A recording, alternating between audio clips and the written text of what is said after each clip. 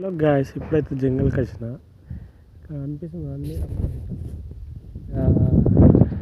ఇట్లా పోతున్నాయి చూసిన కంటైనర్. ఇది సల్వార్ రోడ్. ఇప్పుడు ఆ కంటైనర్లు పోయేటి అన్నీ సౌదీకి పోతున్నాయి అన్నట్టు. ఆ రోడ్ అన్నట్టు పెద్ద రోడ్, అది సల్వార్ రోడ్ అని అంటారు ఖతర్లో. నేనైతే ఇప్పుడు ఇందులో ఒక 20 గడ్డి కట్టలు దొంగకొచ్చిన అన్నట్టు.